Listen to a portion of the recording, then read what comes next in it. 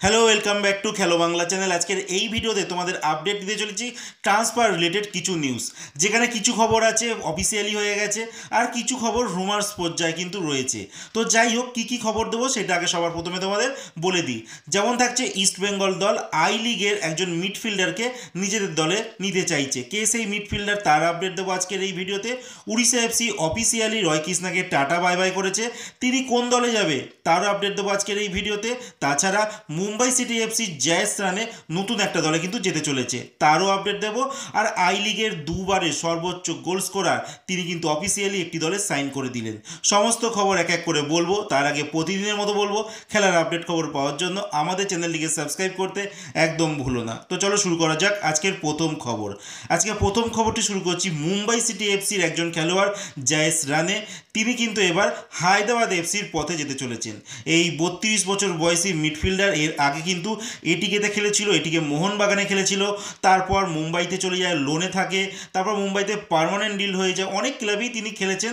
বর্তমানে 32 বছর বয়স, আর এই খেলোয়াড়টি যে দলেই খেলে না কেন পুরো জোশ দিয়ে কিন্তু খেলে এই জয়েস রানে।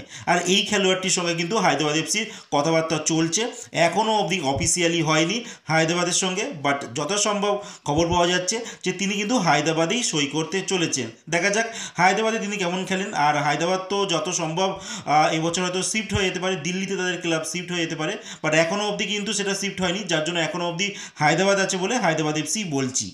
এরপরের যে খবরটি তোমাদের দেবো রয় কৃষ্ণাকে নিয়ে, যে রয় কৃষ্ণা 2019 সালে প্রথম ইন্ডিয়াতে আসে, এটিকে ক্লাবে খেলেন, যেখানে 21খানা ম্যাচে 15খানা গোল করেন।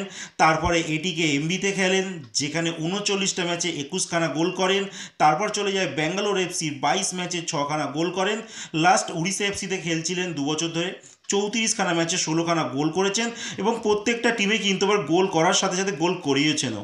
এই খেলোয়াড়টির ইউটিলিটি নিয়ে কোনো প্রশ্নই তোলা যায় না।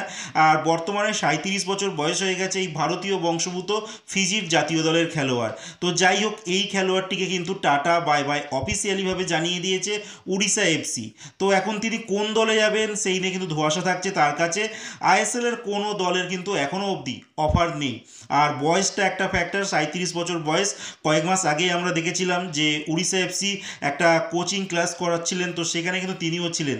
তো তিনি কি খেলা ছেড়ে এবার কোচিংয়ে ফিরবেন, তো সেই নিয়েও কিন্তু একটা ধোঁয়াশা থেকে যাচ্ছে। তো দেখা যাক রয় কৃষ্ণাকে নতুন কোনো রোলে আমরা দেখতে পাই কি না, নাকি ফুটবল খেলাটাই তিনি কন্টিনিউ করবেন, হয়তো ইন্ডিয়ার কোনো ক্লাবে সাইন করে দেবেন, নাকি নিজের দেশেই ফিরে গিয়ে ওই অস্ট্রেলিয়ার সাইডে কোনো ক্লাবে খেলেন। তো যাই হোক, ইন্ডিয়াতে অনেক বছর কাটিয়েছেন, 2019 থেকে আজ 2025, অনেক গোল করেছেন, অনেক গোল করিয়েছেন, একটা অনেক স্মৃতি রয়েছে এই আইএসএলের রয় কৃষ্ণা। তো যাই হোক, এবার দেখা যাক রয় কৃষ্ণা কোন ক্লাবে যায়, কি রোলে। তো এর পরের যে খবরটি তোমাদের জানাতে চলেছি, লাল লিনজুয়ালা লাল বিকিনিয়া, যেই খেলোয়াড়টি আইএসএলে কিন্তু অনেক দলই চাইছিল, মোহনবাগান লাস্ট ইয়ার কিন্তু প্রায় চূড়ান্ত করে ফেলেছিল, কিছু মেডিকেলের জন্য হয়তো সাইনটা মানে ডান হয়নি। তো এই মুহূর্তে এই খেলোয়াড়টির কথা যদি বলি, তো ইন্ডিয়ান ইতিহাসে আই লিগের কোনো ভারতীয় খেলোয়াড় যদি হয়ে থাকে, তো সেখানে পরপর 2টো মরশুমে টপ গোল স্কোরার কিন্তু হয়েছিল এই লাল বিকিনিয়া। আর এই খেলোয়াড়টির আপডেট আমি আগেই দিয়েছিলাম, এই 24 বছর বয়সী ফরওয়ার্ডের, যে নর্থ ইস্ট ইউনাইটেড এফসি তাকে সই করানোর পথে। এবার কিন্তু নর্থ ইস্ট ইউনাইটেড এফসি সেটা অফিসিয়ালি কিন্তু জানিয়ে দিয়েছে।